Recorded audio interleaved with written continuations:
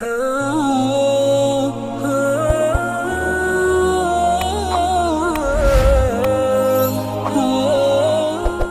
का दस्तूर है, जब कोई अहम इवेंट होने वाला होता है ना, उसकी अनाउंसमेंट की जाती है। अच्छा, जैसा इवेंट ऐसी अनाउंसमेंट। तो जब रब के हबीब ने आना था, जिनके सबब कायनात बनी है, याद रखिएगा नबी पाक अलैहिस्सलाम वजह तख्लीक़े कायनात हैं। He is the reason of the all creation. और ये हदीस कुदसी में है, अल्लाह फरमाता है ऐ महबूब मैं तुम्हें ना बनाता तो ये कायनात ना बनाता। जब तो आला हज़रत कहते हैं ना, ज़मीन व ज़मान तुम्हारे लिए, मकीन व मकान तुम्हारे लिए, चुनीन व चुना तुम्हारे लिए, आका बने दो जहां तुम्हारे लिए। तो ये कायनात नबी पाक के लिए बनी है। तो अब आपकी आमद का वक्त था, तो एक ऐसा अनाउंसमेंट दुनिया में हुआ, ऐसे वाकयात होने लगे कि दुनिया को गोया झंझोड़ दिया गया। नबी पाक अलैहिस्सलाम की विलादत से 55 दिन पहले, जरा तवज्जो रखिएगा, मैंने ये बात आपसे थोड़ी देर बाद दोबारा पूछनी भी है, ये जुमला याद रखिएगा कि आका अलैहिस्सलाम की विलादत से 55 दिन पहले एक बड़ा कमाल का वाकया हुआ। और ये वाकया क्या था? यमन का बादशाह था अबरहा। उसने एक प्लान किया कि ये मुसलमान काबे का तवाफ क्यों करते हैं, काबे पे जाकर हज क्यों करते हैं, क्यों ना मैं काबे को ही गिरा देता हूं और माद अल्लाह उसको तहस नहस करके उसके पत्थर लेकर यमन में काबा बना लूंगा, फिर ये सारे लोग मेरे पास आएंगे। अब उसने प्लान क्या किया कि मक्के पर अटैक करने के लिए, देखिए उस जमाने में तो जो लड़ाई होती थी वो घोड़ों पर और ऊंटों पर होती थी, वो हाथियों का लश्कर लेकर चला गया। जरा सोचिए कि हाथियों का मुकाबला घोड़े वाले और ऊंटों वाले कैसे कर सकते हैं। मक्के का घेराव किया और फिर क्या किया, मक्के वालों के मवेशी जो थे, मक्के वालों के जो जानवर थे, वो भी उसने पकड़ना शुरू कर दिए। अब लोगों का रोजी रोजगार भी डिस्टर्ब हुआ। मेरे आका अलैहिस्सलाम की मुबारक दादा हजरत अब्दुल मुत्तलिब, अल्लाह ने क्या उनके चेहरे पर नूर अता फरमाया था, उनकी पेशानी पर नूरे नबूवत चमकता था।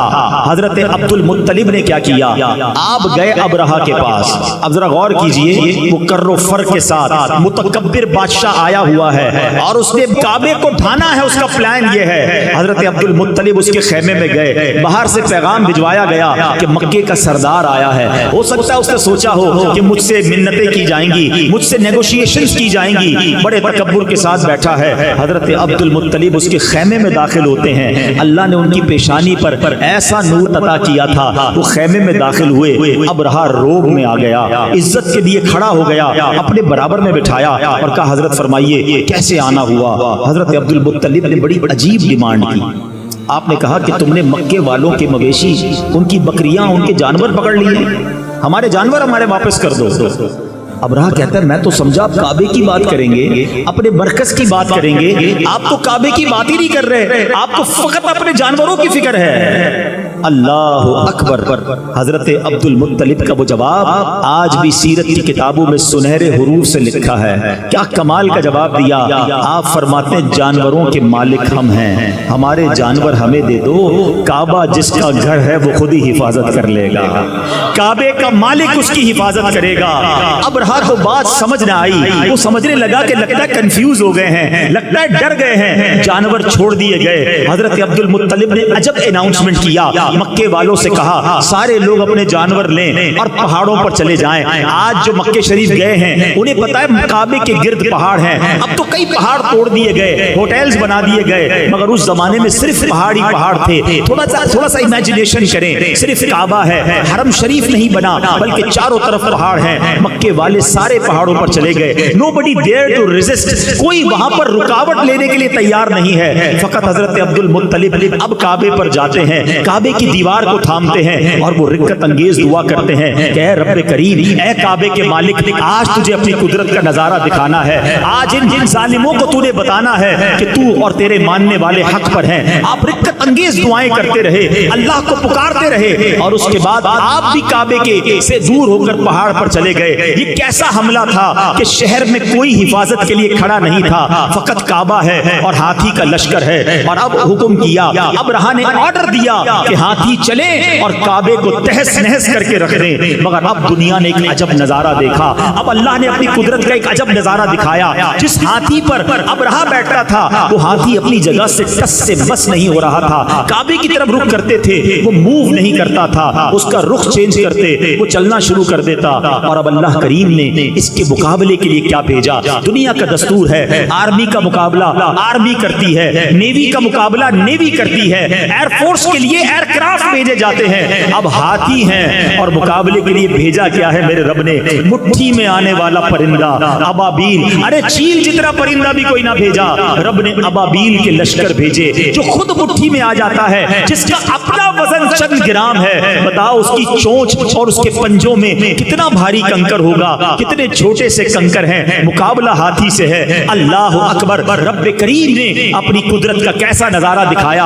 اور آج لوگ کہتے ہیں کہ فلاں سپر پاور نے جناب بڑے گائیڈڈ میزائل بنا لیے ہیں، ٹارگٹ سیٹ کر دو میزائل جا کے وہی ہٹ کرتا ہے۔ اللہ اکبر، آؤ میں بتاتا ہوں 1450 سال پہلے میرے رب نے ابابیل کے ان پنجوں میں کیسے گائیڈڈ میزائل دیے تھے۔ ہر کنکر پر ہاتھی سوار کا نام لکھا تھا، اس سوار کا نام موجود تھا۔ اب یہ جب لشکر آتے ہیں اس کے بعد کیا ہوتا ہے؟ آج تک کئی بار سورہ فیل آپ نے قرآن میں پڑھی ہوگی، امام صاحب نے پڑھی ہوگی، آپ نے سنی ہوگی، مگر آج ذرا سورہ فیل کو اس واقعے کی پس منظر میں سمجھیے، مزید ایمان تازہ ہوگا۔ رب کریم قرآن مجید میں ارشاد فرماتا ہے الم تر کیف فعل ربک باصحاب الفیل۔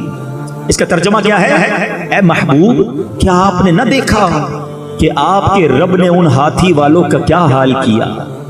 میں نے بیان کے شروع میں ایک جملہ آپ کو یاد کروایا تھا، یہ واقعہ جو ہے اصحاب فیل کا نبی پاک کی ولادت سے کتنا پہلے ہوا تھا؟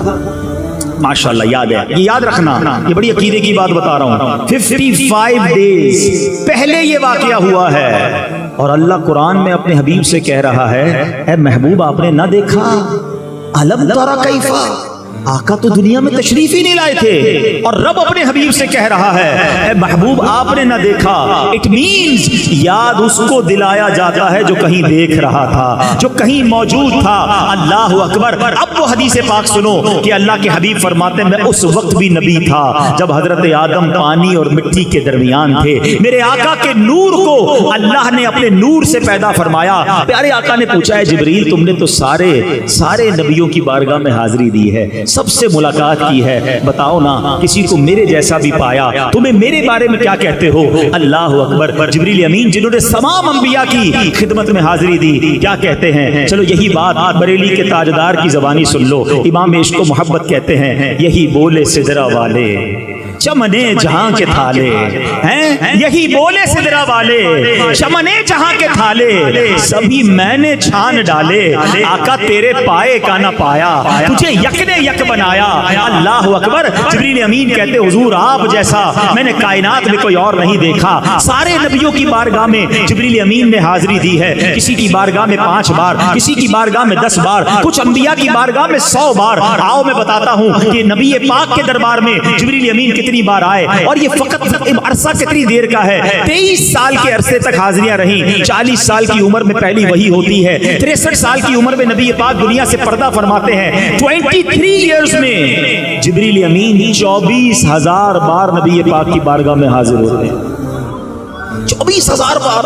کیوں؟ سدرۃ المنتہا سے 7ویں آسمان سے بھی اوپر روز آنا ہے اور کئی بار آنا ہے۔ مولانا حسن ندا خان صاحب راز سے پردہ اٹھاتے ہیں کہ وجہ کیا ہے، اتنی بار کیوں آتے ہیں؟ فرماتے ہیں بے لکائے یار ان کو چین آ جاتا اگر، کہتے نبی پاک کے دیدار کے بغیر انہیں چین ہی نہیں آتا تھا۔ ایک بار جلوہ جانا دیکھ لیا تھا، اب بار بار آقا کی یاد ستاتی تھی۔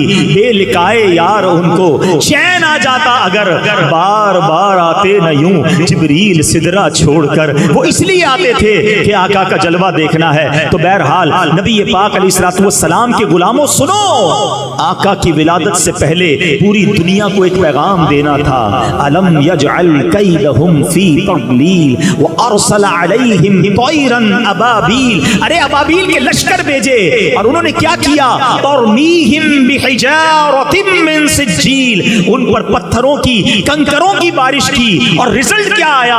फजअलहुम कअस्फिम मअकूल, उन्हें चबाए हुए भुस जैसा बनाकर रख दिया, परखचे उड़ गए। उन कंकरों ने वो काम किया जो बड़े बड़े मिसाइल ना कर सकते थे, हाथी सवार, और उन हाथियों का नामो निशान बाकी ना रहा। गोया पूरी दुनिया को ये मैसेज देने वाला था, आई नई हुकूमत, सिक्का नया चलेगा। आई नई हुकूमत, सिक्का नया चलेगा। आलम ने रंग बदला, सुबह शबे वलादत। और एक वाकया नहीं हुआ, नबी पाक जिस साल दुनिया में तशरीफ लाए, अरब में बारिशें हुई, खूब सब्जा हुआ, जानवर फरमा हो गए। रिवायतों के अल्फाज हैं, इतने मोटे हो गए ऐसा लगता था चर्बी से फट न जाएं। जितने काफिले तिजारत को गए सब नफा करके वापस आए। अच्छा, प्यारे आका अलैहिस्सलाम की आमद के वक्त एक और बड़ा कमाल का वाकया हुआ। कुफर के जितने ऐवान थे ना, सबको मैसेज गया, सबको बताया गया कि नबी पाक की आमद होने वाली है, सच्चे दीन के रखवाले की आमद होने वाली है। काबे में बुत थे, वो औंधे गिर गए। एक आग जलाई थी फारस ईरान में आतिश परस्तों ने। उन्होंने क्या किया था? उनका दावा यह था कि फ्रॉम लास्ट 1000 years, 1000 साल हो गए हमारी आग नहीं बुझती, और बुझने भी नहीं देते थे। मगर जब आका की विलादत हुई तो वो आग भी बुझा दी गई, वो आग भी बुझ गई। क्या खूबसूरत शेर लिखते हैं ना, 1000 साल की रोशन शुदा बुझी आतश, 1000 साल की रोशन शुदा बुझी आतश, ये कुफ्र और शिर्क की आतश बुझाने आए हैं। ये किस शहंशाहे वाला की आमद आमद है, बोलो मरहबा, बोलो मरहबा, बोलो मरहबा, बोलो मरहबा।